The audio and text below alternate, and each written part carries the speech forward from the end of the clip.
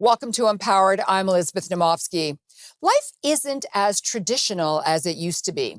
More and more couples are choosing to live together rather than get married, and many are entering relationships without thinking about the commitments that they're actually making.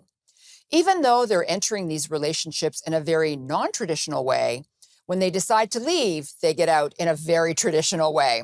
So today's show is about important information regarding cohabitation, separation, and divorce, including frequently asked questions and common misperceptions. So today I'm joined by Samantha Chousky, partner at Carson Chousky Lein, a boutique family law firm in Toronto. Samantha, welcome to Empowered. Thank you so much for being here today. Thank you, Liz, for having me. So let's just begin. What is the difference between separation and a divorce? Well, that's a very good question, and one that many people don't know the answer to. So, separation is actually the end of a relationship between two people who were intimate, whether they were married or cohabiting. And the act of separating is what actually starts the process of dealing with the issues that follow a separation, dealing with parenting issues and financial issues. Divorce, on the other hand, is simply the legal end of a marriage. And once a divorce is granted, it's what allows the people to then remarry. So I want to ask you some questions that many women may not think of when it comes to separation. Is there a better time to separate? Well, Liz, that is a very good question, and one that is not really all that easy to answer. It depends on multiple factors. When it comes to parenting, it can depend on the ages of the children, the stage of life that you're in. When it comes to finances, it can depend on, again, the stage of life that you're in, what the economy looks like, what your future hopes and dreams were. There's many factors that have to be taken into consideration when deciding when to separate. So what are some things that one can do to improve their situation before making the decision to separate? Because that's not an easy decision to make. It's not an easy decision to make, and quite frankly, the best thing that you can do before making the decision is to become informed.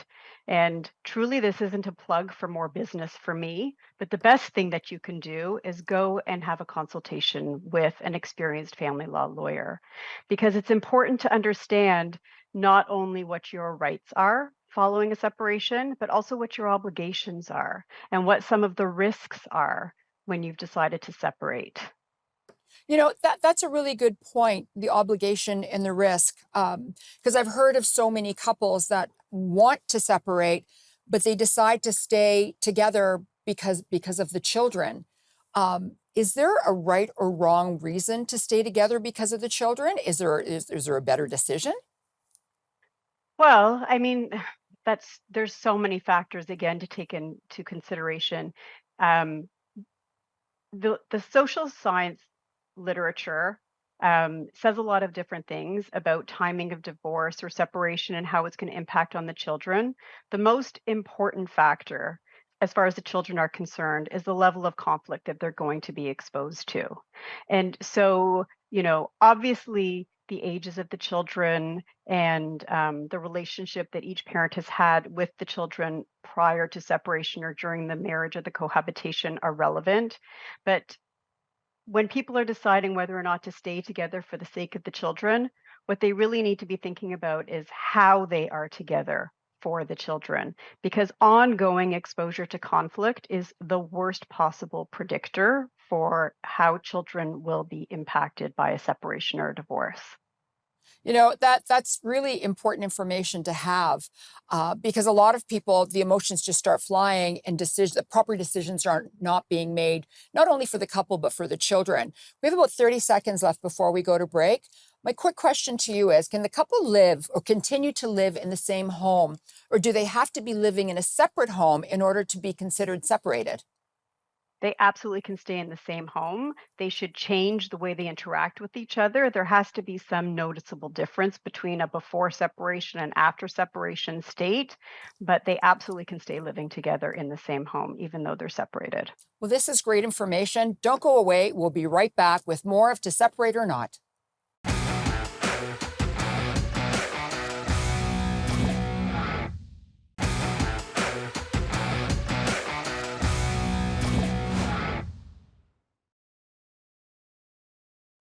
Welcome back to Empowered. I'm Elizabeth Naumovski. Today's episode, we're discussing to separate or not. That is the question.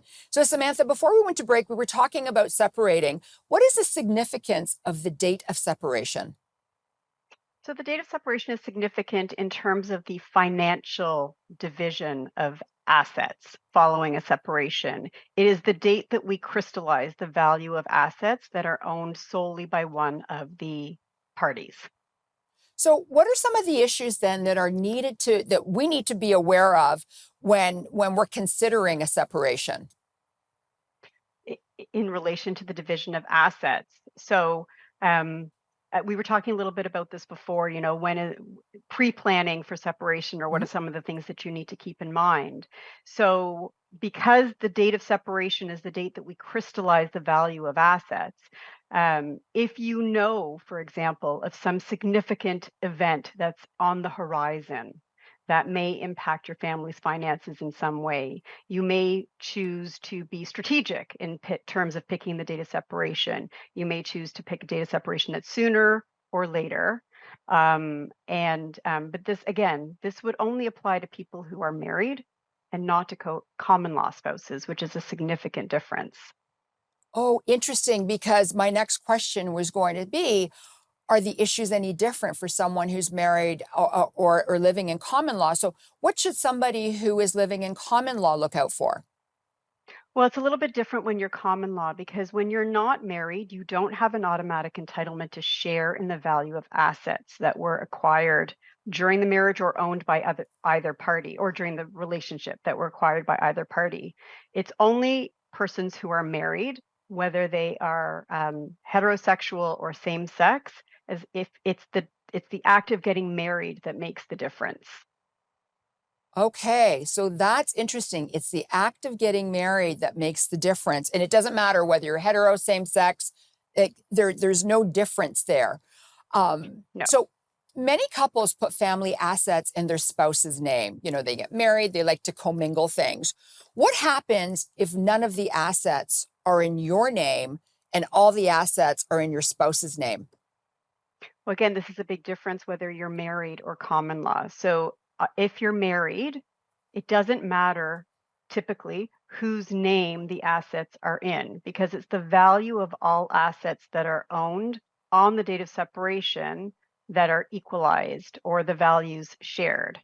Um, when you're common law, again, there's no automatic entitlement to share in assets. And so it's a problem when you're common law if you've put all your assets into your spouse's name. It's Yeah, not so necessarily the end of the story, but it right. becomes more difficult. But this is good because these are questions that a lot of people need answered but don't know to ask. I just want to go back to children. When it comes to children, you hear so many stories of people saying, I want the children to live with me, or 1 week on, 1 week off. How do you decide where the children will live? Well, the overriding factor in any decision relating to the children is what's in their best interest. And there is a number of factors that a court or parents or anybody should be looking at to determine where the children will live. Um, Many parents are surprised to hear, many mothers are surprised to hear that what was happening before the separation is not necessarily determinative of what's going to happen after the separation. And so when we're thinking about separating, one comment you often hear is, if I only knew that my children would end up spending so much time with the other parent, I may have decided not to separate. And that's really interesting because a lot of people tend not to separate because they don't want their lifestyle to be changed. And I'm going to ask you about that later on, but I want to still keep with the children right now. Who makes a decision about the children? Like, who ultimately makes those decisions? Well, in a perfect world, the parents themselves will make those decisions because they're the people that know their children best. But if the parents cannot agree, then a third party is going to make a decision based on the evidence that is before them, whether it's a judge, a mediator, an arbitrator. Somebody else is going to have to make that decision as to where the children are going to live and who is going to be making the decisions, the legal decisions regarding the children. Okay, so we're going to go to a quick commercial break. When we come back, we're going to discuss what age do children get to decide where they live. And then I want to delve a little bit more into, divorce and why people do and why people don't. So please don't go away. We'll be right back.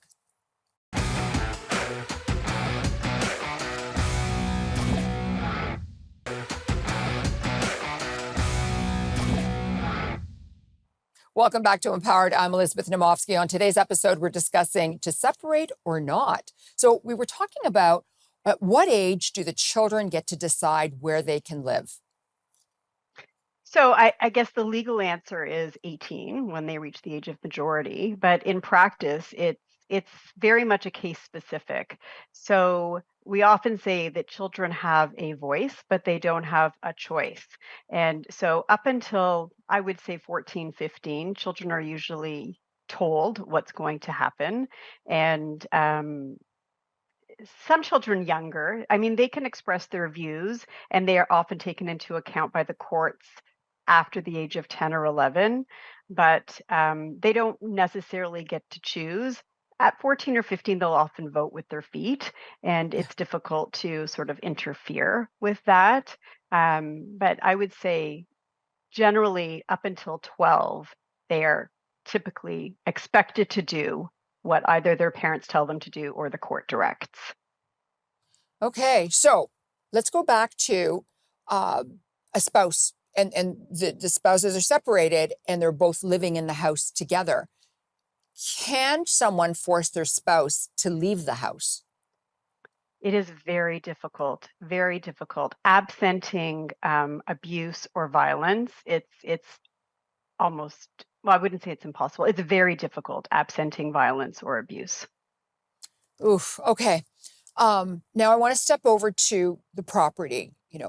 How does the property get divided? Because as I mentioned before we went to commercial break, I've heard of some women having to give their spouse half or part of their pension, or even at times they don't want to get a divorce because they're afraid that their lifestyle will be changed. They won't be able to afford the club, or they won't be able to afford the lifestyle that they've now become accustomed to.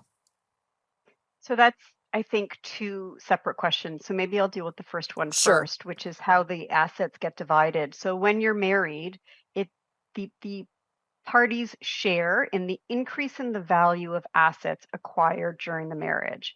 And so if let's take a simple case where the people come into the marriage, they're young, they get married, they have nothing. And then by the time they separate, they have acquired a house and a car and maybe some savings. So the value of the assets is determined on the date of separation. Again, that's the magical date. And the the spouse with the higher asset base or net worth onto the date of separation has to pay an equalizing payment to the other spouse.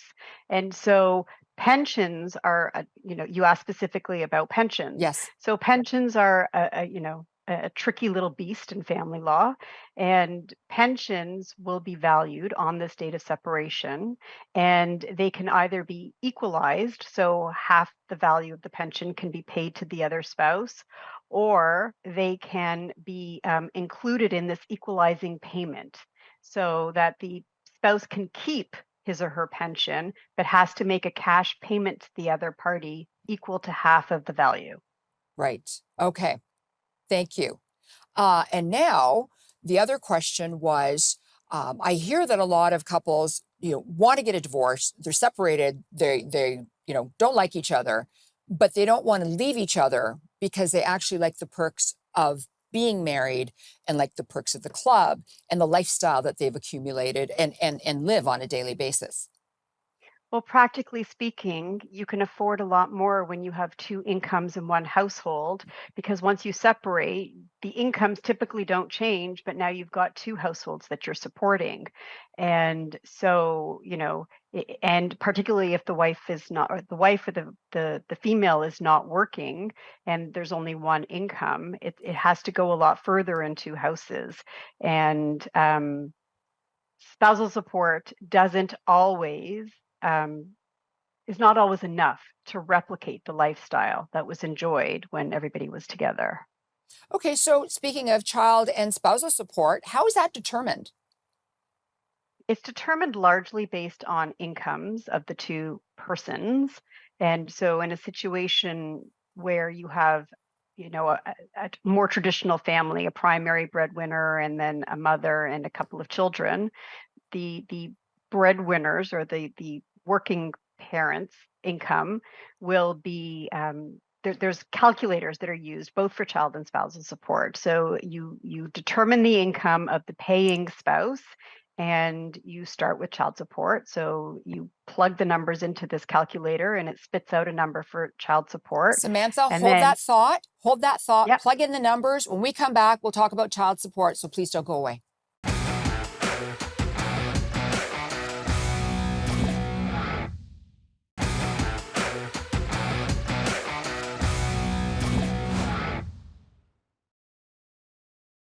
Welcome back to Empowered. I'm Elizabeth Naumovski. On today's episode, we're discussing to separate or not, and I'm joined by Samantha Chousky, partner at Carson Chousky Lein, a Toronto boutique law firm, a family law firm. Sorry, before we went to break, I had to cut you off, and you were talking about how you calculated spousal payments and child payments as well. So please continue.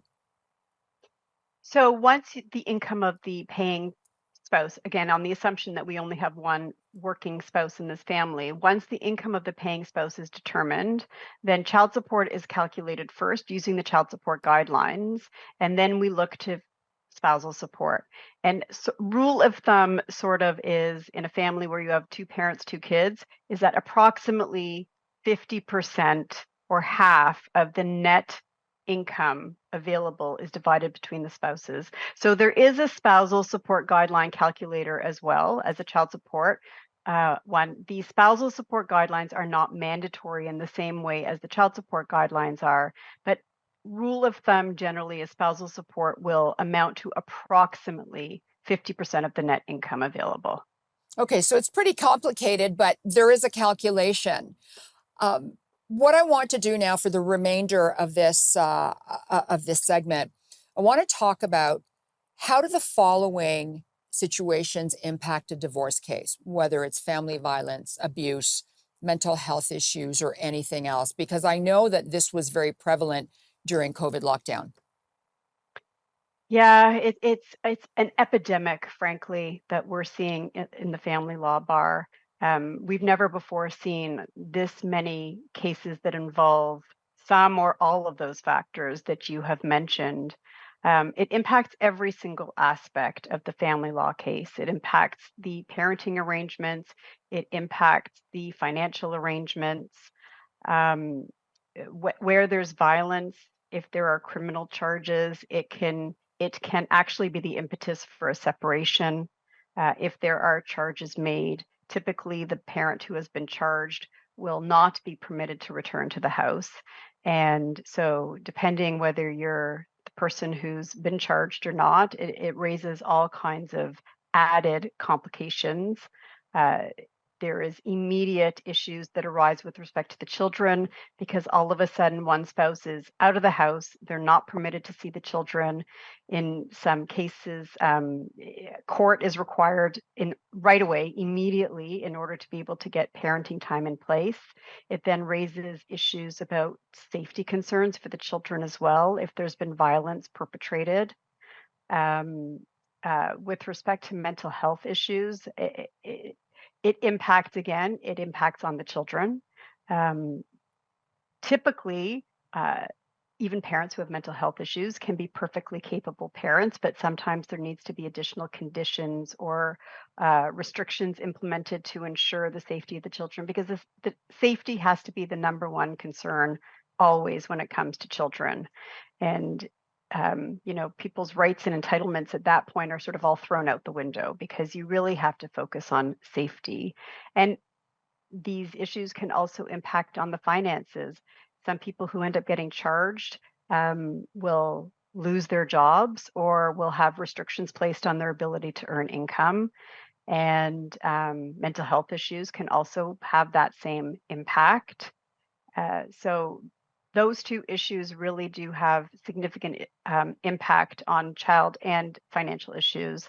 And then there's this whole thorny issue of addictions, which creates all kinds of additional issues. Also, again, parenting, safety concerns, and Right. then finances, whether you're able to hold down your job in the same ways you were before. The costs associated sometimes with dealing with the addictions becomes a significant factor. Um, and something else, I mean, I guess maybe directed more towards women is the fallout from these things. You know, a husband losing his job because he's been convicted often will have an impact on whether women will report or do anything when there is violence in the home, which frankly, from my perspective, is one of the scariest parts of all of this. Women who end Wow. up staying in a relationship because of the concerns about the fallout of doing something about it. Samantha, thank you so much for all of these insights. I know we just scratched the surface, but this is an incredible episode. So thank you so much. Thank you for having me, Liz. It's better to talk about these things when you're getting along rather than when emotions are high and there's no way to discuss things rationally. I'm Elizabeth Naumovski, and I'm here to empower you. Bye for now.